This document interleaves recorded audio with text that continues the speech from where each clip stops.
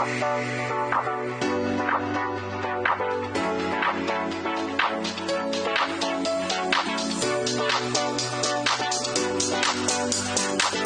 listening to the Dad Whisperer Podcast with Dr. Michelle Watson Canfield, the place where you, as a dad, will gain more tools for your fathering toolbox, and where moms and daughters are also invited to listen into the conversation. Now, here is your host, Dr. Michelle Watson Canfield.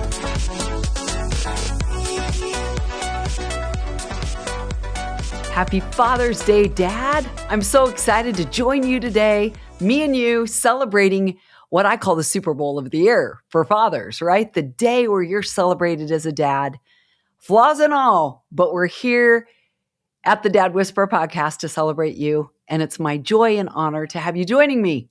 Well, you know the grid I use every week, which is simply on your mark, get set, go.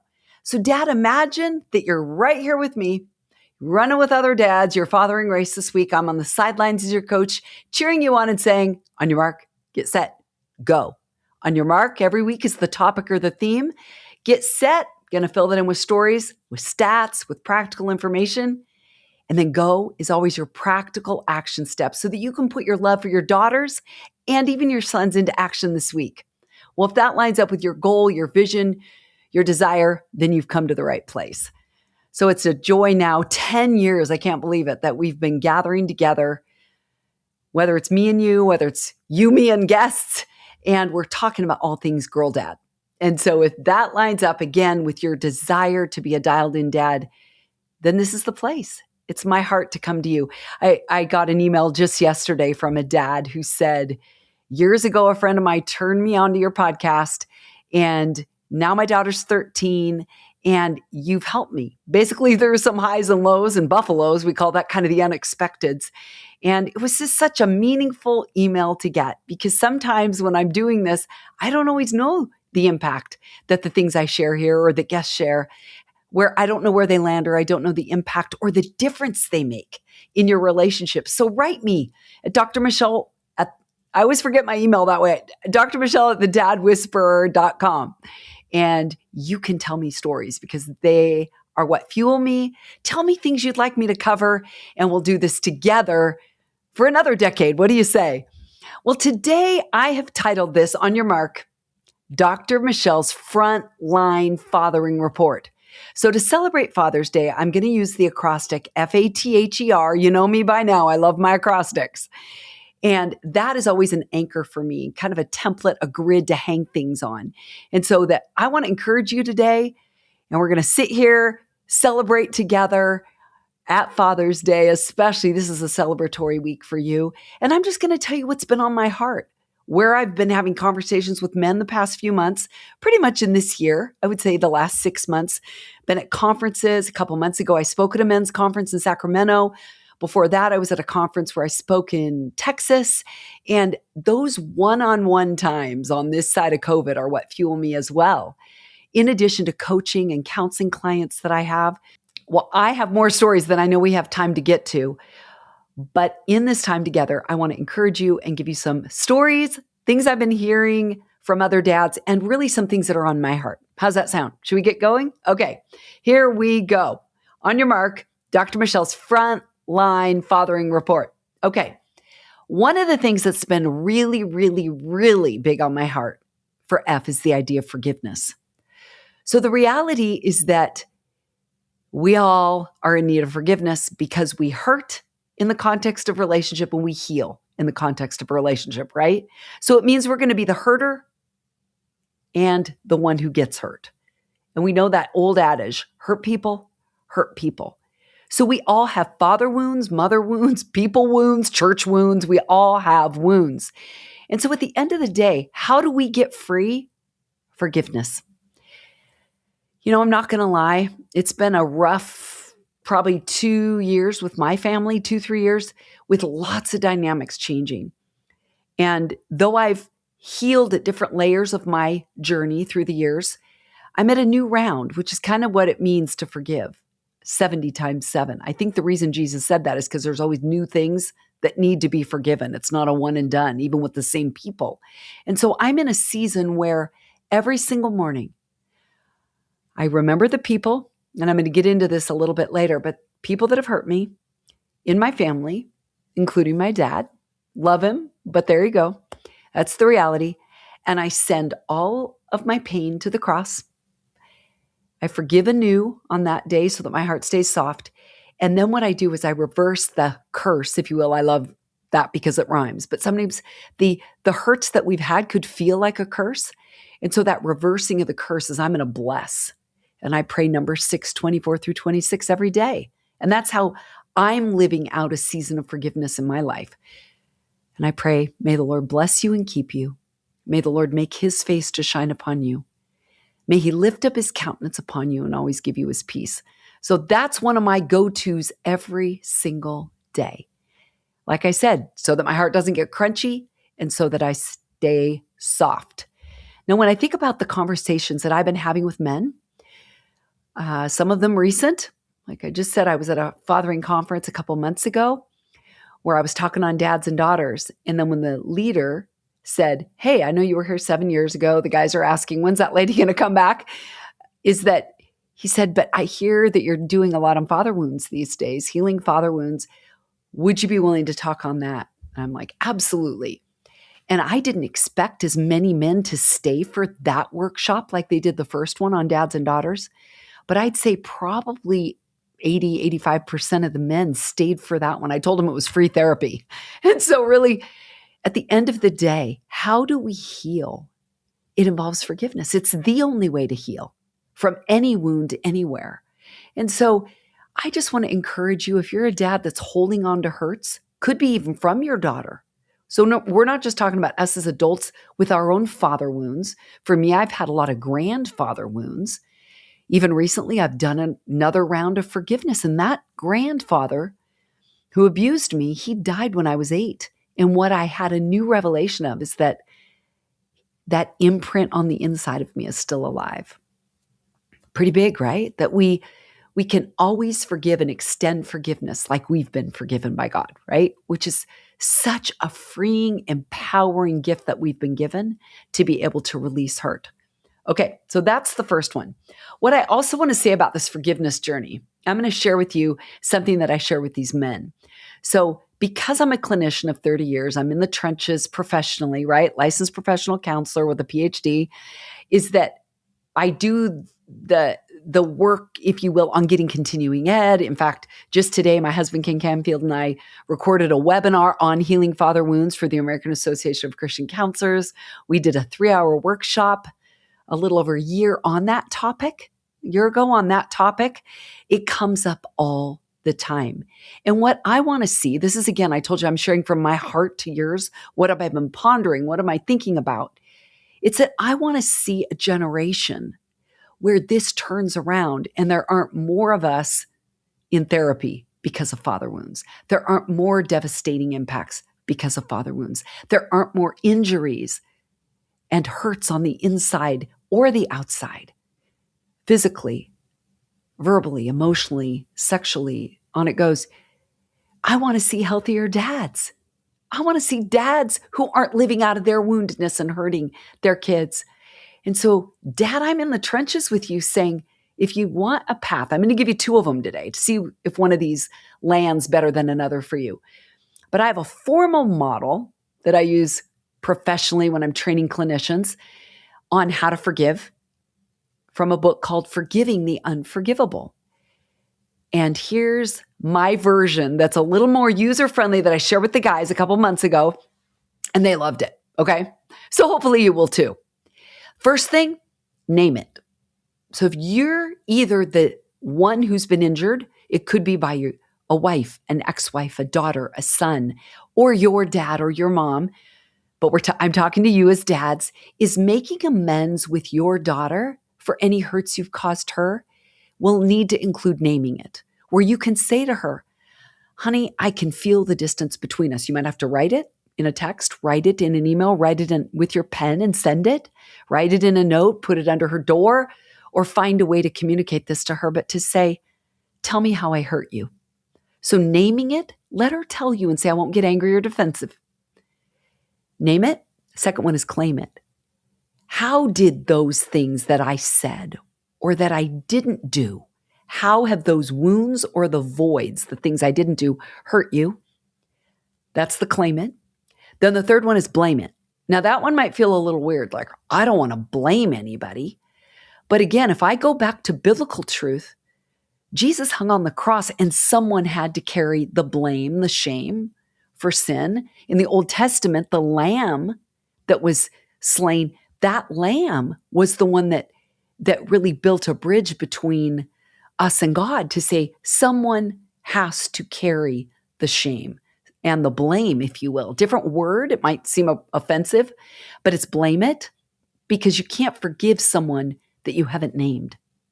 So that's the blame it. The fourth one is, okay, what is it? Drain it.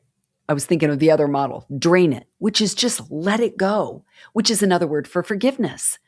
I did my doctoral dissertation on forgiveness, and I loved hearing over and over, even in professional research, that forgiveness essentially just means letting it go. I'm not holding revenge. I'm not retaliating. I'm letting this go. So that's why I send my pain to the cross. It has to go somewhere other than with me. So the drain it, and then the last one is reframe it. So that often on the other side of a rupture, we call it, when there's been repair, it's stronger than before. With a bone, right? That happens, breaks, stronger once it heals, won't break in the same place.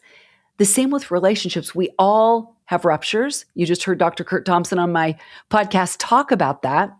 It's one of his wheelhouse specializations, and his Being Known podcast is his last season, 11 episodes, all on that topic if you want to listen. And yet this idea that we're stronger on the other side of repair after a rupture. And the reframe is saying, I'm going to look at who I am on the other side of the repair, which is so redemptive, right? So that's the F for forgiveness. So I call that my version of the forgiveness journey in a way that's a bit more user-friendly than formal or academic or professional. So let me say them again. Name it, claim it, blame it, drain it, reframe it. Okay, how's that? So that's what I've been pondering on as it applies to forgiveness, both personally, professionally, and as dads open up their stories of pain to me, often with tears. I'm so honored that they trust me with the places they've been wounded, and I get to stand with them as they release and forgive their father for the hurt that's been there. And it's really, really beautiful work. And I know that might not seem like a masculine term, but I believe it is. Beauty is not gender specific.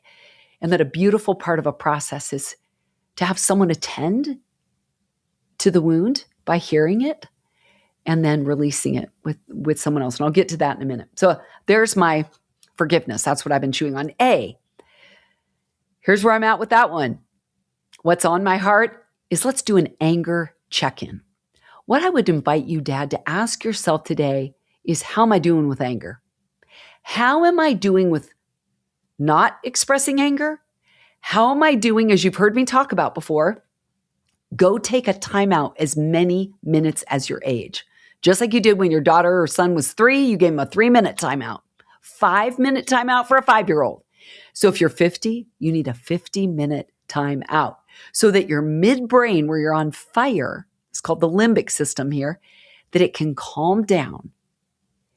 And that this prefrontal cortex, where you have reasoning and judgment, you think clearly and rationally, you're the best version of yourself. Let's put it that way, because you're connected to your emotion, not run by it.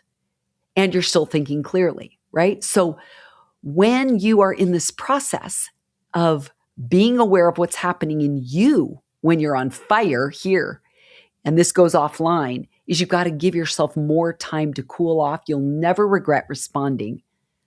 Later, when you first calm down, and then you don't say things you regret. Even though in the moment, your whole nervous system is in fight or flight.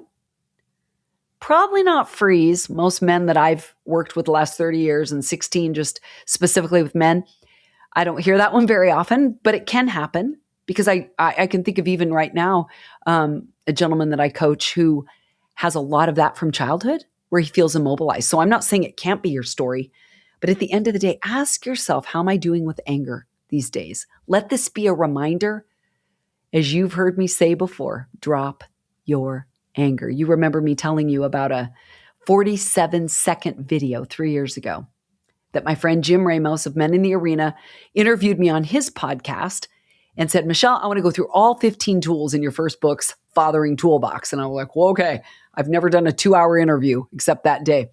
And what Jim said was, let's go through all these tools. So the one on drop your anger, his team took a 47-second video where all I said was, I met a guy at church. We turned into a meet and greet.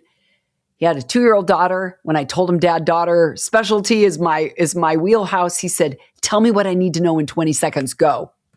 I said, oh, I'll do you one better. This is the 47-second video. I said, I'll do you one better. I got 3 words. Drop your anger. Saying you will do more to destroy the core of who your daughter is with your anger than anything else. So make a commitment today with your mouth at 2 years old to say, I commit before God to never responding in anger, like a vow, because your anger, like I said just now, destroys the core of who she is, makes her give up and stop trying. It makes her internalize your anger as her not being worthy or valuable or treasured. Your anger will make her shut down and give up and stop trying. And that's all I said is, so make this commitment today. Why did that go viral? 3.4 million views? Sadly, it's because that story is too common of a dad's anger. If you're here today, I believe you're a dad that doesn't want to damage your daughter or your son, right? Anger's probably the number one way that you need to keep yourself in check. Be accountable to another dad or to a counselor, a pastor, a mentor, or whoever it is. But make a renewed commitment today not to respond in anger. Okay, got a deal? There we go. Okay, so that's the A that I've been chewing on. Let's go to the next one. Oh, let me say one more thing. This is in my notes. If you have had what I call a bombed out bridge with your daughter, I would encourage you to take a moment this week, today maybe even, can be kind of your Father's Day gift to her from your heart to your daughter. Even if things are great, why not ask a question? If it's bombed out bridge, ask, tell me how I hurt you when I blew up or I overreacted or I texted when I was on fire in my brain and I just fire hosed you. Yes, that's just come up in the last couple of weeks with another dad I'm coaching. How do you make amends, right? Repair for the rupture. It's on you, Dad, to turn your heart first. Then your daughter will turn to you. It's on you. You're the adult. So this question, tell me how I hurt you when, and listen for the answer without being defensive or angry. If things are going great between you and your daughter, I still think it would be a good time to do an anger check-in. Hey, I'm just, annually, Father's Day, I'm thinking about my role as a dad. I'm just wondering, is there anything we need to talk about that we haven't talked about? Where I've hurt you and don't know I have. I want to keep it clean between us. Why not? Good idea, right? Okay. So F, forgiveness, A, anger check-in. We're going to take a quick break. When I come back, we'll keep this conversation going about what's happening on the front lines of fathering. I'll be right back. Are you a dad who has ever desired a deeper connection with your daughter, but haven't known how to go about it? Let's Talk Conversation Starters for Dads and Daughters is the very resource you need. Dr. Michelle wrote it with you dads in mind. This book will support you with scripted questions, equip you to decode your daughter, and inspire you with stories of other dads and daughters. Don't wait any longer to be the hero you want to be and that your daughter needs you to be. So, to let the talking begin, head on over to drmichellewatson.com/books and order your copy today. This book will become a favorite in your fathering toolbox and will give you the answers you've been looking for. That's drmichellewatson.com/books. Now, back to the Dad Whisperer podcast.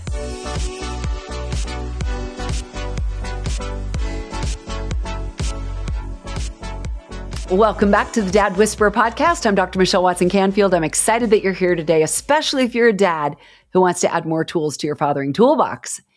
So the tools today, we're doing this conversation that I'm simply calling Dr. Michelle's Frontline Fathering Report, where I'm letting you know about conversations I've had with dads lately. I'm using the acrostic FATHER. Here on Father's Day week to say, here's where I've been at in conversations with dads at conferences, dads I coach, dads I counsel, and dads that I have everyday conversations with here, there, and everywhere.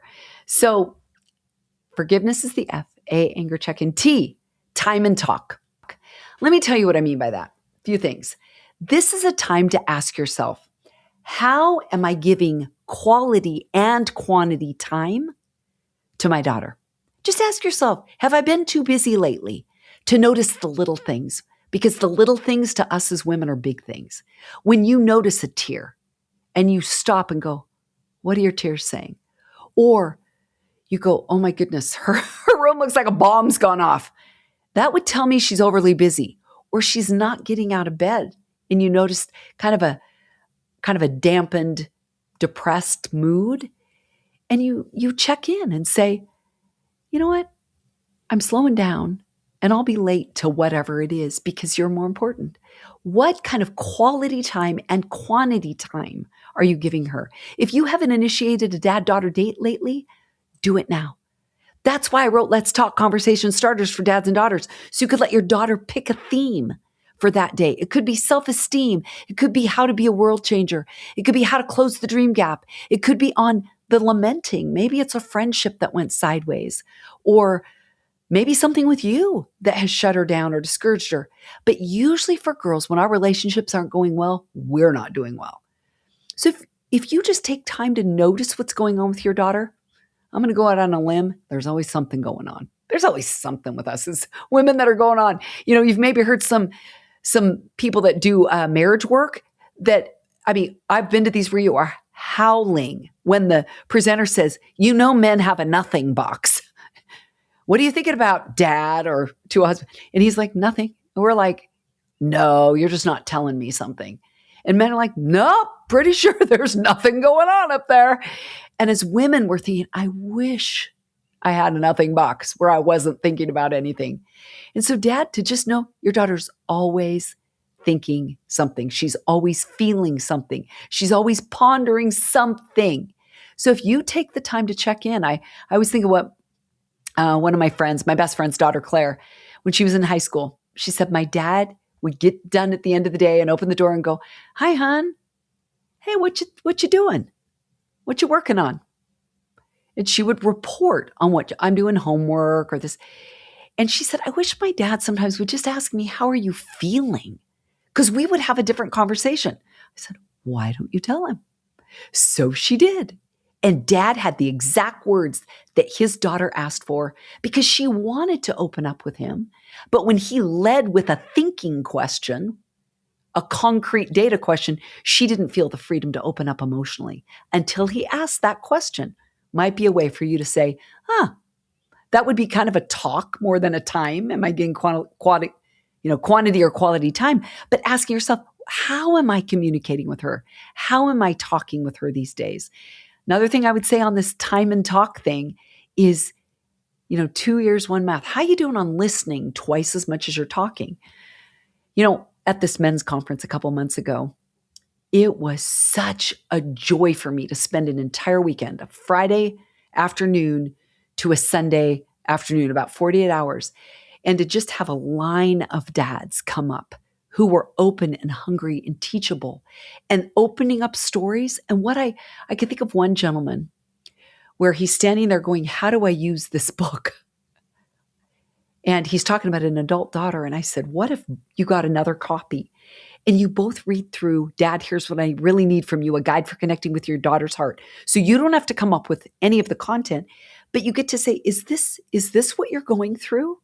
It's a little bit different approach than just the questions, because there's in Let's Talk, it's data. And I begin to just encourage him, which will actually be my E in a little bit, but saying, wow, that you're a dad that's doing this and here's what you do.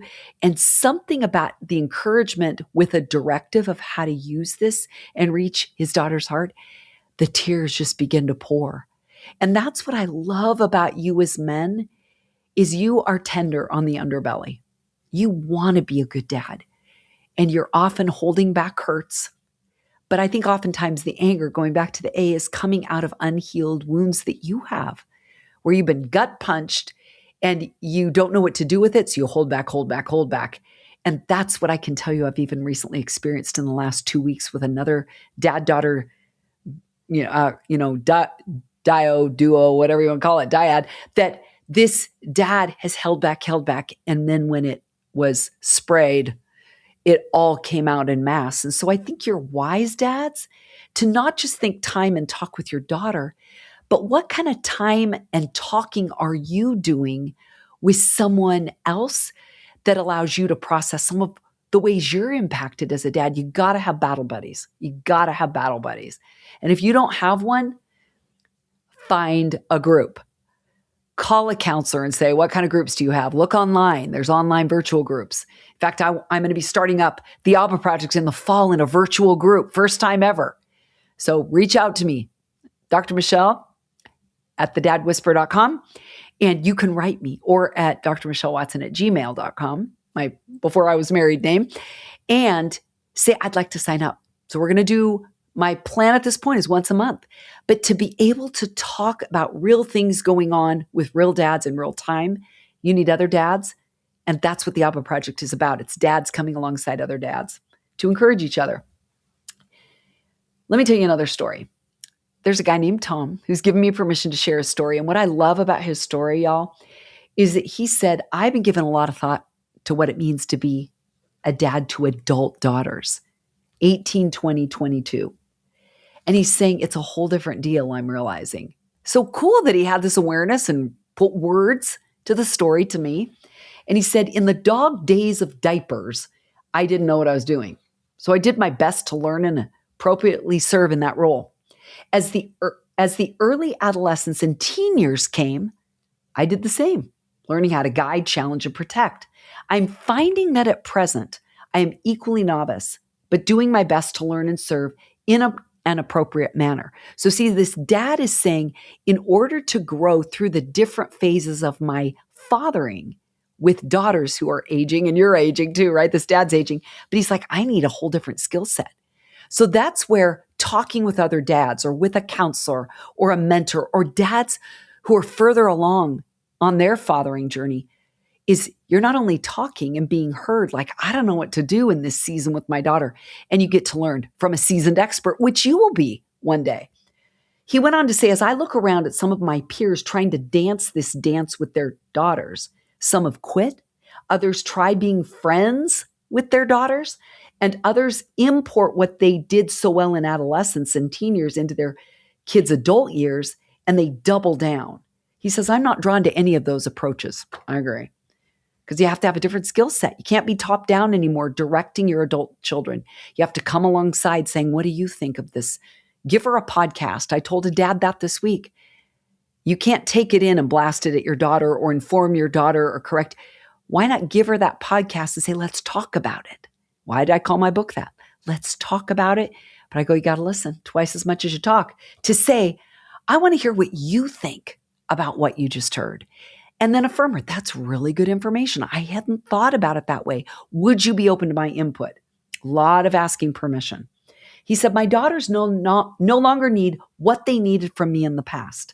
What they do need is a father of adults. And I really want to step into that. I'm more in the learning phase than the executing phase, but it feels right. My one constant is I'll always be a father. What changes is how to father and what's my appropriate role to my adult daughters. If I'm honest, it excites me and scares me. Do I hear an amen? Kind of like that first diaper change.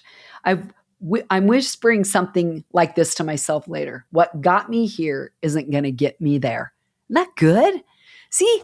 Y'all have such wisdom. I love sharing it. Last story I'll tell you under the time and talk is just today. A woman that I mentor in her late 20s had a job change this week. It's been really devastating, really gnarly, really hurtful. And she just said, I've been at my parents' house the last 2 days. They're amazing. She put the best, because I said, I'm so thankful you have mom and dad. So I have heard her. I've never met her dad. But I've heard so many times through this adult daughter what it is meant to have a dad in her corner, a dad that wipes her tears, a dad that's there no matter what, affirming her, even in the job world as a career woman, where things don't always go as planned. And dad's there to maybe pick up the pieces is a little bit inappropriate or not accurate, I should say. It's not that she's completely fallen to pieces, but she's hurting. So at every age of your lifespan, as a dad and as a daughter, and as the relationship, the dad-daughter relationship of your lifespan with your daughter is going to require talking and time.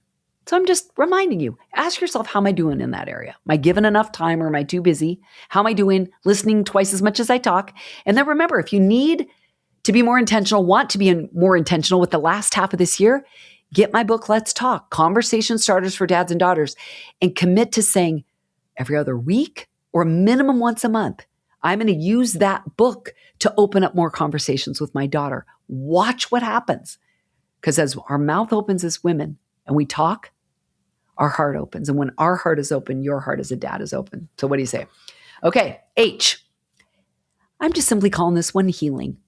I've been doing a lot of talking about healing father wounds. I do that professionally where I'm listening a lot to people's hurts. There's another H. But I so believe in the power of healing through forgiveness, as I said at the beginning. But I want to give you another model here, HEAL.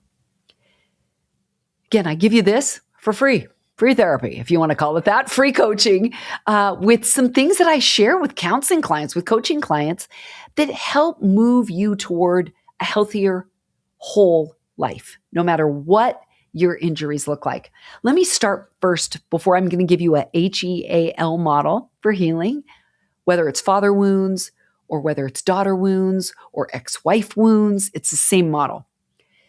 I want to give you a quote that my husband just shared with me from Donald Joy, Dr. Donald Joy, who's no longer living, from a book he wrote called Unfinished Business. Great title, right? He said, men with a damaged father connection will be healed only to the extent that they can describe the loss and pain. Let me say it again.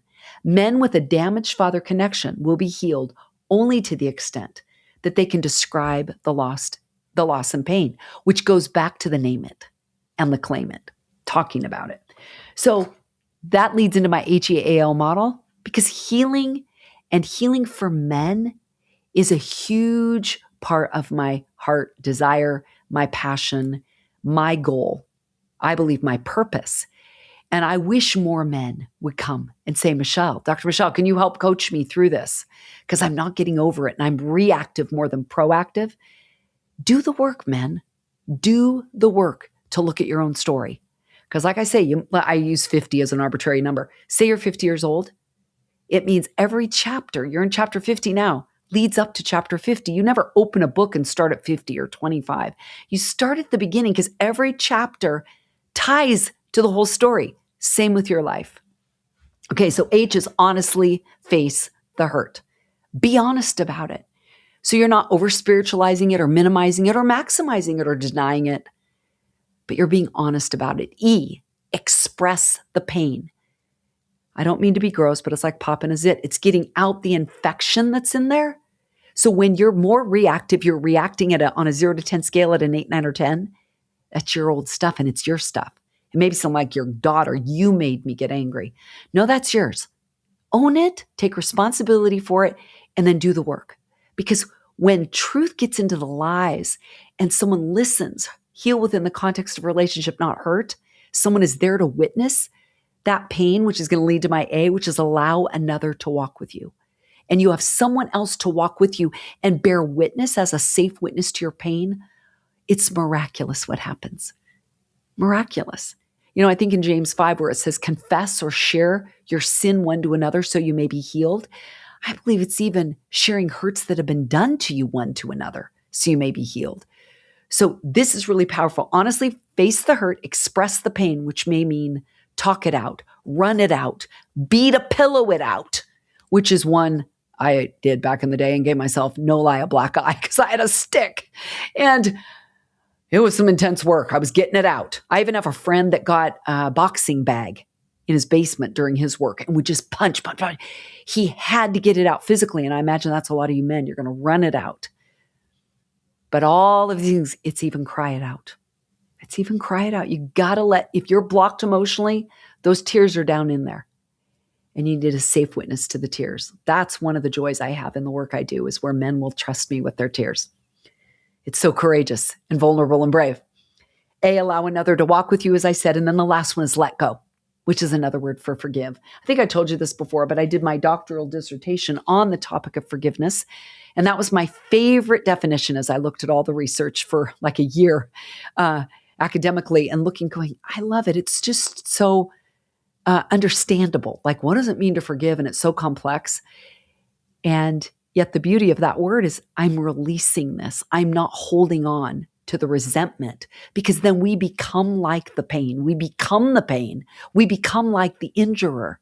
So that's such a beautiful, powerful gift we've been given, to be able to say, this goes against my concept of justice, as Dr. Neil Anderson at Steps to Freedom in Christ says. We don't want to let somebody off the hook, but he goes, don't you realize with unforgiveness, you're still hooked to them? So by saying, I'm saying, God, you have to take my pain. You have to be the one to somehow make the wrongs right.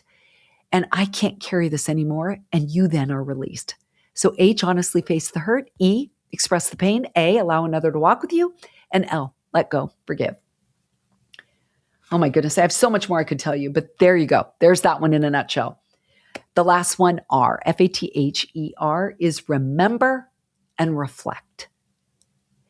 I think there's such power in reflecting and remembering. You maybe know that verse in Lamentations 3, verses, 21 to 23. Yet this I call to mind, which is a remembering. Therefore I have hope. Because of the Lord's great love, I'm not consumed. Your compassions never fail. They're new every morning. So see, in that reflection, it's looking at all the mornings that have led up to this morning. And remembering God's faithfulness is a way to not lose hope, by remembering and reflecting. It's such a powerful thing to do, especially if you're in a place of depression and discouragement. Practical way that you can bring back to remembrance something positive with your daughter is go back to when she was 5. Find some pictures, print them off, 8.5 by 11 on your computer. And then on that picture, write out your prayer requests. I pray there be reconciliation. I pray that my daughter would make different decisions. I mean, that's, I think, even in this idea of remembering and reflecting, is remind your daughter. You're helping her remember. Do you remember? Tell her stories. In fact, what was one of them that I just heard this week? It was about a 5-year-old girl. This was in a counseling session, that someone was like, my dad still tells me the story of when I was 5 and I was the one at school that would get up and I had no fear and on the story went. So sometimes you as a dad, you're holding those stories of her character, of her courage that she's forgotten. I think of another, literally, this is just this week, a counseling session with a 16-year-old girl. And I reminded her that earlier this year, as she was sobbing in a session in a real low place, I got to say, do you remember 1 month ago what you told me? No, I don't remember. Like, I don't ever want to dream again. And, the world's, come to an end. And I don't say that to make fun of her. That's part of adolescence. Really, really, really big feelings. And I just was able to say, let me remind you. Let's remember together what happened a month ago. And she said, I forgot that. And that's what you as a dad are sometimes doing with your daughter. Help her remember what she was like when she was 5 or 10, before all the mean girls took over and all the bottom fell out or the divorce happened.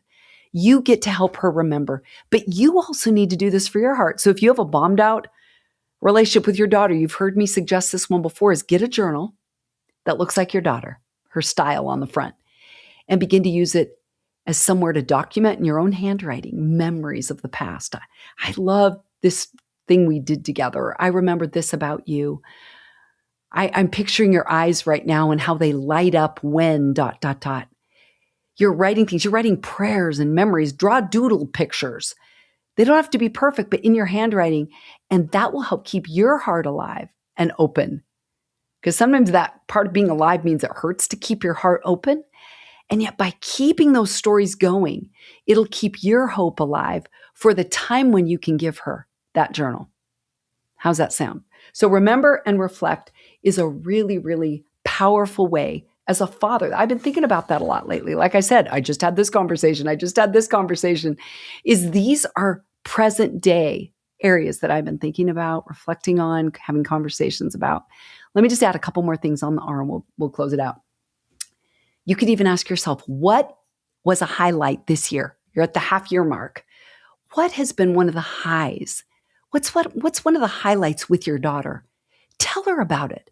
It may be a little thing. It literally, I think sometimes the big things are the little things. Like I said earlier, it may be, when we stopped for ice cream and we actually went to Andy's at midnight because they're open to 1. I keep remembering how fun that was. It's something that was out of the ordinary, unexpected, unplanned. Sometimes those are the really powerful, experiences that we have relationally. So this might be a good mid-year place to say, I'm going to write down 1, 2, or 3 things and tell my daughter that those have stayed with me. That's a way to bond with your daughter's heart. And it kind of goes back to, a talk with her and time. Maybe you want to tell her an accomplishment this year that you saw, that you keep just being proud of her for it. Maybe she broke up with a dude or a dud. I'm so proud of you for walking away, even though that was so hard, or from that friend group or whatever it is. So you're highlighting and helping her remember and reflect. So there you go. We have covered all the things today. Let me go back through my fathering encouragement to you, Frontline Fathering Report.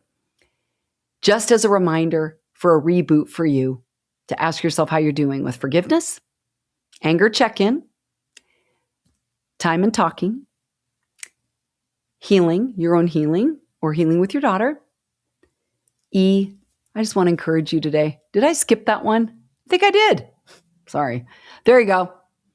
Got off on my E. I must have gone too fast. But E is for encouragement. I just want to encourage you not to give up. Encourage you to stay the course. Encourage you that your daughter needs you even if she doesn't know it. And don't give up. Stay the course. So there you go. Good thing I went back over this. Let's hear it for keeping it real. Come on. I could redo this, but why? I'm learning to lean into being present, but not perfect. So there you go. I guess I'm modeling it. And then the R is remember and reflect. So Dad, I hope this has encouraged you today as we've had this time together. It's Dr. Michelle's Frontline Fathering Report. So for the go steps throughout all of this, you've had lots of practical ideas. I love doing that rather than saving them all for the end. You can replay this back, share it with your friends. Subscribe on YouTube. I now post there. You can follow me there. You can subscribe. You can share this with your friends. So I trust this has been encouragement to you. Happy Father's Day. I'm Dr. Michelle Watson-Canfield signing off and encouraging you to make today a day where you intentionally and consistently invest in pursuing your daughter's heart. Go Dads. Thanks for joining us for another edition of the Dad Whisperer podcast with Dr. Michelle Watson-Canfield. We trust you've been encouraged by today's program, where you've been equipped with practical action steps to strengthen your relationships. Dr. Michelle loves hearing from you, so why not write her at drmichelle@thedadwhisperer.com. As always, you can listen to the Dad Whisperer podcast anytime on Apple Podcasts, Spotify. Give a listen, subscribe, and leave us a review. For free resources or to invite Dr. Michelle to speak at your next event, go to drmichellewatson.com for more information. That's drmichellewatson.com. Thanks for being with us today, and we look forward to you joining us again on the Dad Whisperer podcast with Dr. Michelle Watson-Canfield.